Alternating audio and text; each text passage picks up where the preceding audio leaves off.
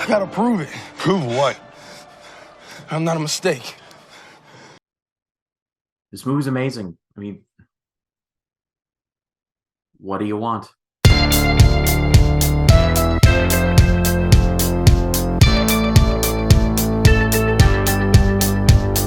All right, I'll go a little further than that. Hello, everyone. My name is Ryan Cam. Welcome back to my road to Creed 3, where I'm covering every Rocky and Creed film in honor of Creed 3 coming in just a couple of weeks now.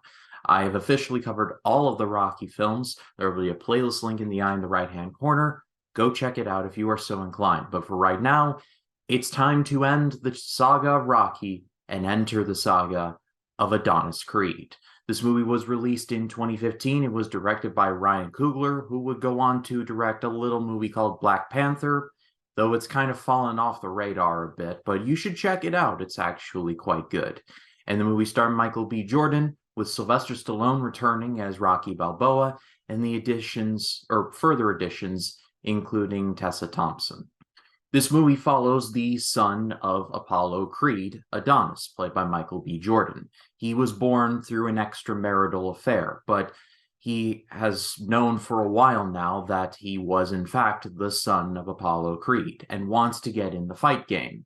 However, everyone from Apollo Creed's widow, played by Felicia Rashad, to even Rocky himself eventually say, yeah, you don't want this, because the memories are still fresh. However, despite all warnings, he quits his job and he gets into the fight game. And soon, he gets the attention of pretty Ricky Conlan, who is then the heavyweight champion. And, well, we have ourselves a fight. In 2013, a little movie called Fruitvale Station was released, and it was my first exposure to Ryan Coogler as a director, and he has since gone on to never miss. He's one of those directors who, when his name is on something, you pretty much guarantee it's going to be, at the very least, great. And it has not changed in the years since then.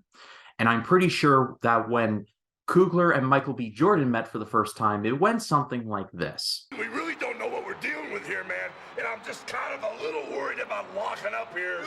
It was like the two mega powers just forming before our very eyes. And since then, Michael B. Jordan has appeared in a couple of Coogler films, not just Fruitvale Station, but also Creed, like I mentioned, and was Killmonger in Black Panther. So they have a nice rapport with each other, I will say.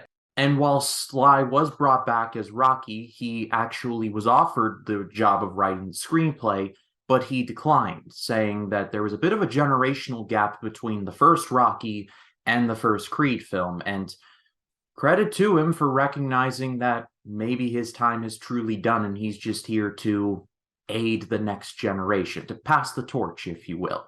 Because that's exactly what this Creed movie is, this first one.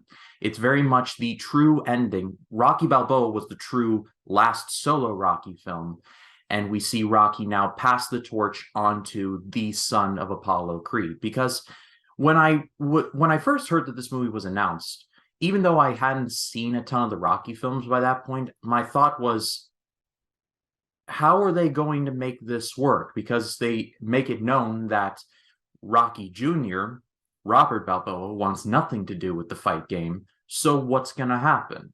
Well, they ended up doing the son of Apollo Creed route, which, again, feels like you're kind of grasping at straws, but you can't argue with the finished product because this first Creed movie is very good indeed.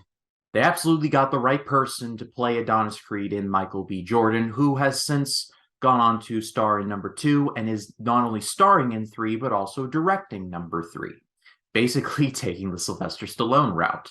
And really, the main theme of the movie is Adonis really trying to connect with his father in the only way that he really knows how, boxing. But everyone pretty much saying, yeah, either A, I'm not training you, or B, why do you want to get involved in the thing that literally killed your father?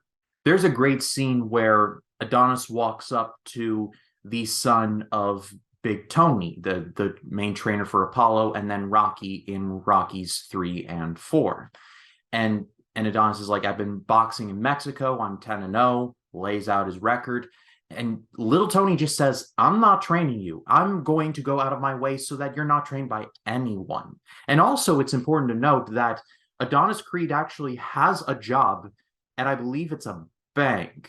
So he's making money, well, without the head trauma. So I guess the main theme is just, why does he want to do this? Well, we later learn it's to prove that Adonis Creed was not a mistake, as I showed in the opening. Tessa Thompson is predictably great, and really this was my first exposure to her as an actress. She would go on to be Valkyrie in Thor Ragnarok and Thor Love and Thunder, but we won't hold that against her. But she is basically Adonis's Adrian, and the two have a great rapport with each other. It's established early on that she has a thing with her ears where she is slowly going deaf, and I hope that they don't drop that in Creed 3 and going forward. I don't want the character to go deaf per se. I'm saying that in the regards that it's been established, and it will be interesting to see what they do with it. That is my point. And then there is Sylvester Stallone, who, despite the fact that he was, and always will be Rocky, he absolutely crushed it here in the few scenes that he does have. And basically, he becomes Adonis's mentor, for lack of a better word. If for nothing else, as a kind of thing that he would have done if Apollo asked him to. Just there's a connection there, and it's really done super well. I mean, Sly, he absolutely had his working boots on. He is not phoning this in.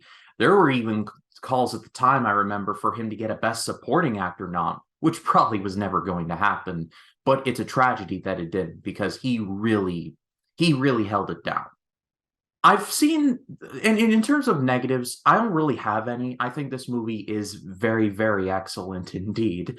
But if there is one complaint I've heard from people, is that it's very much in the Rocky mold, meaning there's even Adonis doing the Philly run up not up the steps, but a very similar to that of the classic Rocky run.